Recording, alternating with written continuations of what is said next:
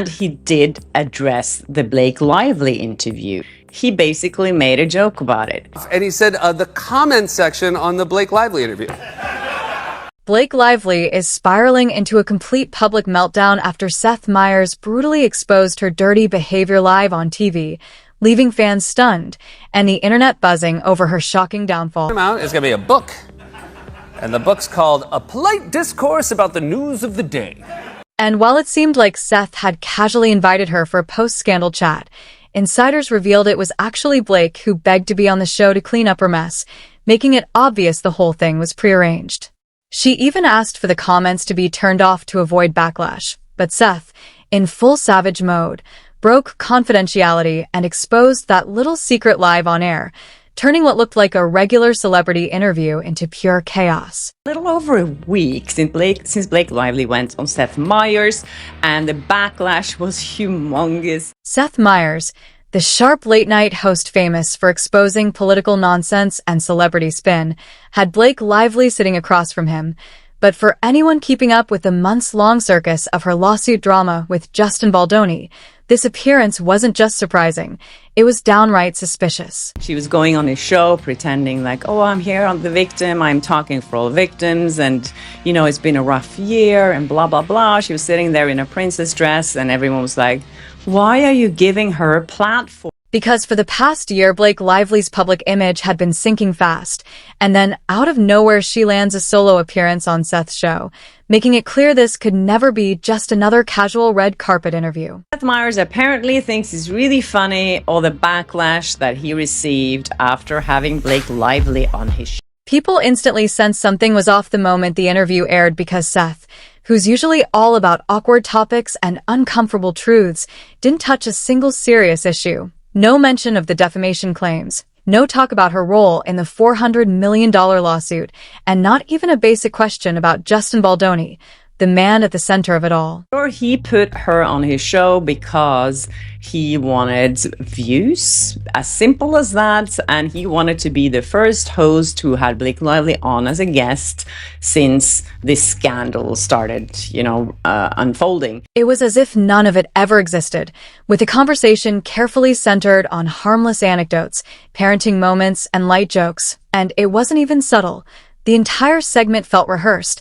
Not like an interview, but more like a polished, paid publicity spot. Okay, so Seth Meyers is trying to get away with this by blaming it on someone else, that they shut down the comment section. And according to reports, that might not be far from the truth, as multiple insiders revealed Blake's team, not NBC, arranged the entire appearance. The offer was pitched, not requested, and her PR crew allegedly reached out, set the terms, and made it happen under their control because she didn't go there to be questioned. She went there to perform and rewrite the narrative on her own terms. Yeah, so he didn't address the fact that there were controversies. He's just like making a joke about it. Same kind of way that Ryan Reynolds would do, I guess, and what he did at SNL, just like joking about it. The timing wasn't random either, because backlash against her had been building for months, and after Justin Baldoni's legal team brought forward serious claims and started subpoenaing evidence, everything about Blake's carefully crafted public image began to crack wide open. If these allegations, which are serious allegations of SH, why would people just keep making jokes about it? She was accused of manipulating insiders, influencing casting decisions, and possibly helping to launch smear campaigns. Yet instead of addressing any of it, she ran straight to late-night TV for a soft reset to change the conversation. But things didn't go as planned, because almost immediately viewers rushed to the YouTube upload of the interview and noticed something strange. The comment section on that video, which only has about 255,000 views, which is pretty low. Yes, the comment section was locked, and that's when everything exploded. Viewers flooded social media, accusing the show of censorship and a cover-up, demanding answers, and pointing out how Seth Meyers, usually known for letting audiences speak freely, was suddenly silencing discussion around a controversial guest, leading fans to quickly connect that Seth wasn't just being cautious, he was following orders. In comparison to how much people talked about that video, so people didn't actually go and watch it on his channel, I spoke a lot about the interview, and I also spoke about the backlash that he received. Yes, you heard that right. A few days later, Seth tried to explain the missing comment section by claiming a technician had spilled coffee on the keyboard, which somehow disabled it, and honestly, are we supposed to buy that or just laugh? Everyone knew it wasn't a glitch. People had seen this kind of damage control before, but what truly sent things over the edge was what came next. Came up with this long story on how one of his technicians on the show or something like that had an accident, spilled some coffee on the keyboard. Sound bad. He goes, you don't understand, I flipped it from on to off. And I said, well, why did it even turn off? And he said, the comment section on the Blake Lively interview. A few days later, Seth dropped another video, this time about Donald Trump and stock market corruption. Nothing remotely related to Blake, but the moment it went live, the comments exploded with thousands of posts about her instead, with viewers saying things like, "You shut us up there, so we're talking here," and "You gave her a free pass and locked the door behind her." It was clear the audience wasn't letting it go, and soon Seth couldn't keep up the act. He quietly admitted on Twitter that he didn't have full control over the Blake interview, that her team heavily shaped the segment, and that the comment section was closed for a reason. And that reason, even if he didn't say it outright, was obvious. Blake Lively wanted the spotlight without the backlash.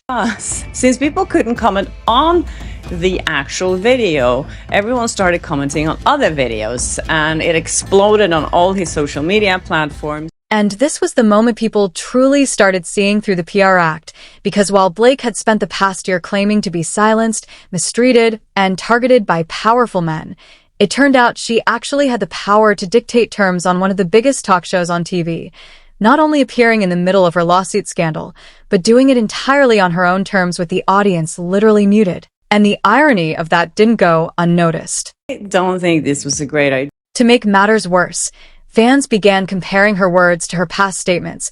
The speech she gave on Seth's show preached bravery, using her voice, and helping other women speak up, but her actions behind the scenes told a completely different story, because real survivors don't buy airtime, script interviews, or shut down comment sections. Yet Blake did all of that, and instead of bringing clarity or healing to the situation, she only made it worse by trying to erase the conversation entirely. It's not, she did that for the photo op outside, it feels like, more than for the interview inside. What Blake wanted was a clean slate, but what she got instead was even more chaos. And this time it wasn't from court filings or leaked emails, but from people finally seeing through her entire act. The staged performance, the missing questions, the forced applause, it all backfired spectacularly.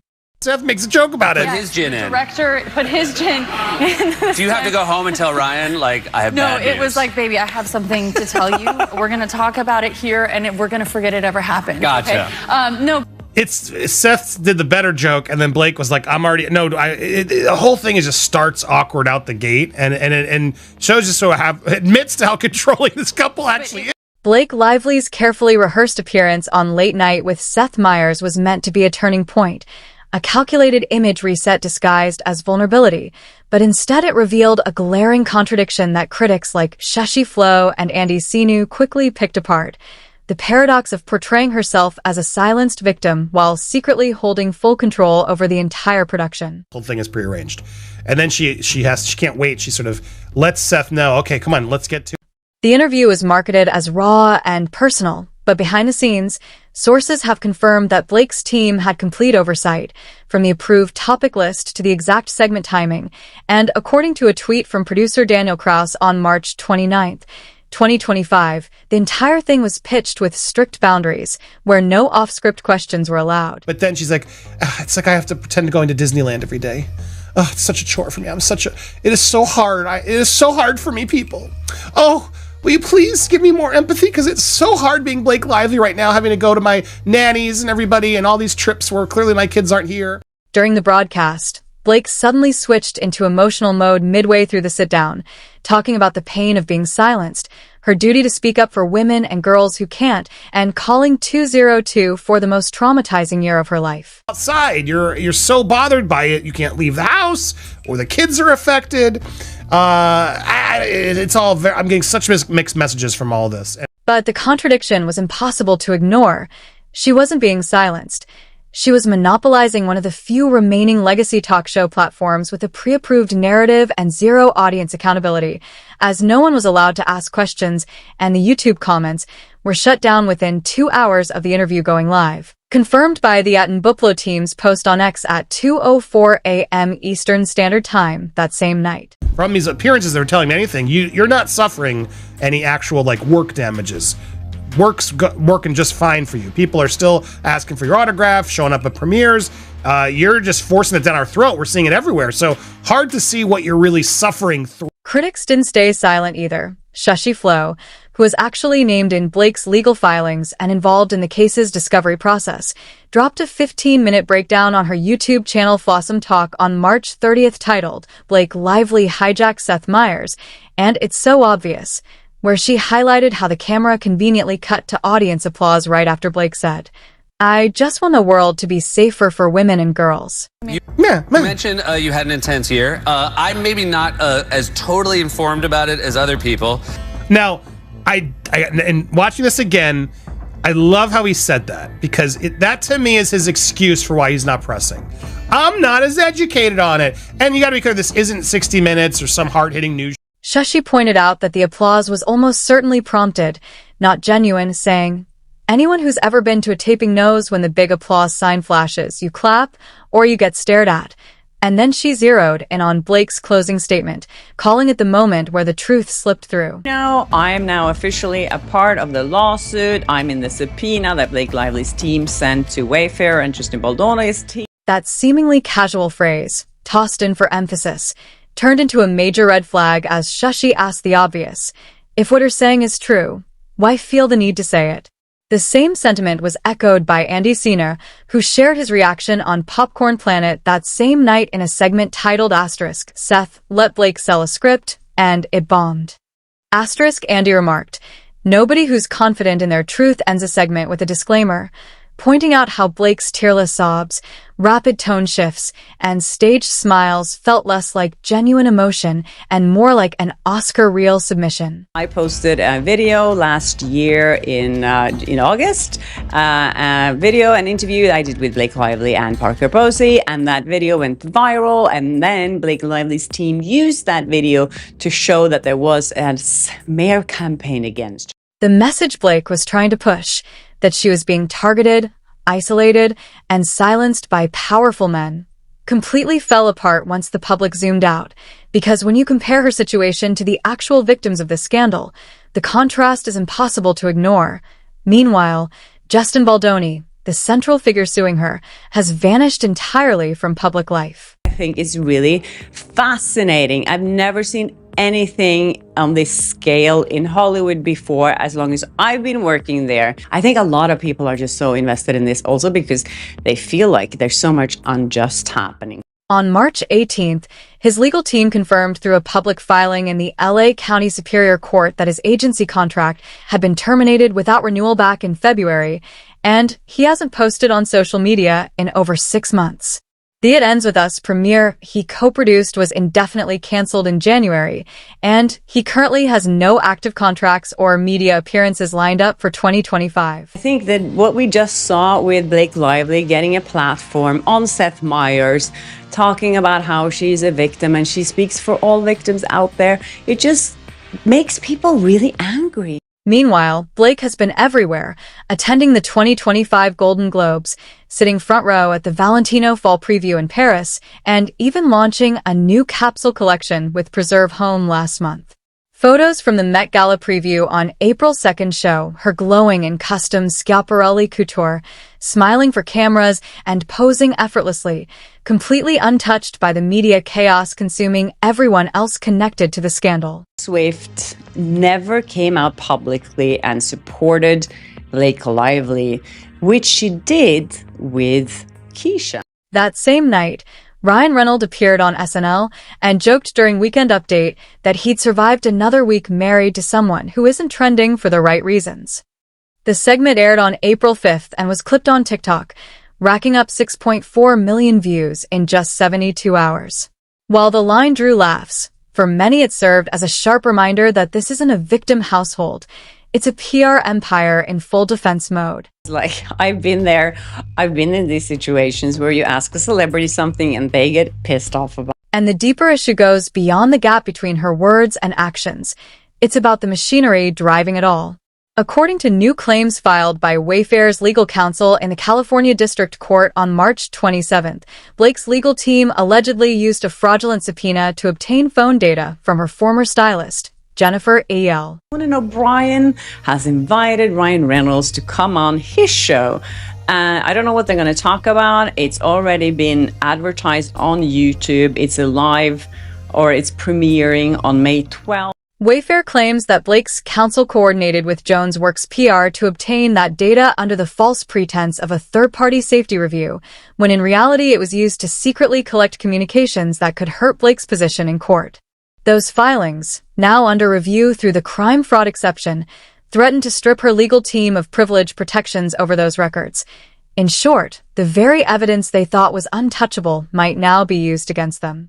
Another thing that Wayfair added and pointed out is that Blake Lively used this sham lawsuit because they didn't know about this until now. So they're saying, like I've been saying all the time, if this was a fraud, if this Van Zandt sham lawsuit was not really legal. What makes things even messier is that this isn't an isolated incident. Blake's team has been repeatedly accused of tightly controlling the narrative, from suppressing media pieces to scripting red carpet sound bites. The March 12th Variety interview, where she said, "The internet isn't always kind, but I'm stronger now," was later flagged by journalist Samantha Kleen, who revealed that 3 questions had been removed from the published transcript after Blake's team personally reached out to the editors. That looks really bad for them. And then maybe they don't even have those text messages they can use, because then that might not be valid evidence. So it says here that the Wayfair parties argue that the crime fraud exception applies, permitting the discovery of communication typically protected by privilege. Blake's team reportedly demanded the removal of a segment where the interviewer asked about her role in selecting co-stars for another simple favor, particularly in light of the allegations made by actress Isabella Ferrer. They got hold of the phone with this sham lawsuit and a subpoena to get Jennifer Abel's phone legally.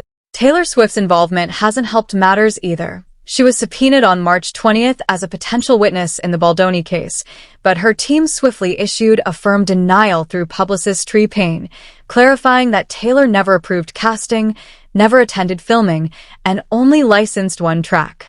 This statement landed awkwardly, especially after months of Blake publicly citing Taylor's emotional support as a personal pillar of strength during her press tours. This team of lawyers says that that's really normal to do.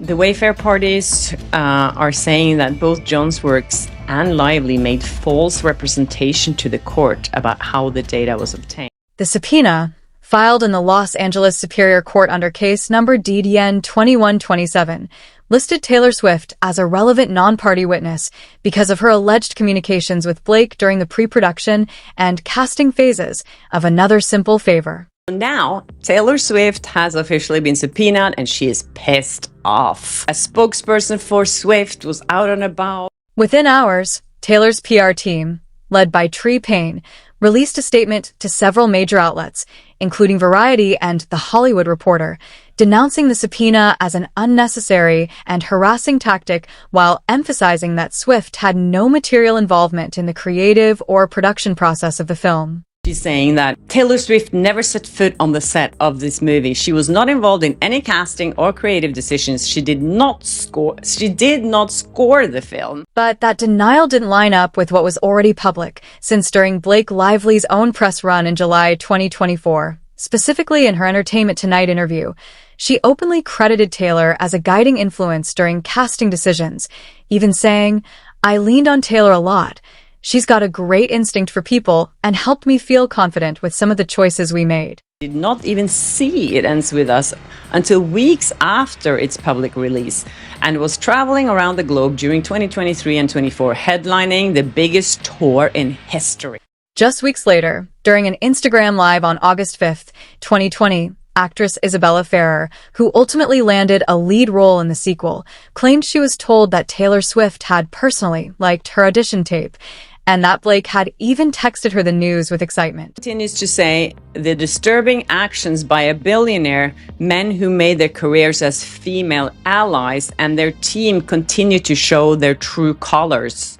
Then came the Sony leaks. Back in November 2024, Deadline obtained internal Sony Pictures emails dated April 3rd, 2020, showing executive producer Lauren Grady referencing Taylor Swift as someone who had reviewed Isabella's audition tape and given her approval alongside Blake. I feel this is really bad for Taylor Swift that her rep is attacking Baldoni's team like this, because now it seems like she's really on Team Blake here. Those emails, originally marked confidential, later became part of the discovery materials after Baldoni's team filed a motion to compel full disclosure of casting communications, and the receipts directly undermined the core of Swift's PR team's claim that she was uninvolved and had no knowledge of what was happening on set. Blake, on her press tour, her comments about Taylor Swift and how she was a part of everything. Isabella's press tour comments, that she was cast because Taylor Swift really liked her. But fans and critics weren't letting it slide on X, formerly Twitter, where the hashtag Kesha but not Blake began trending by March 22nd.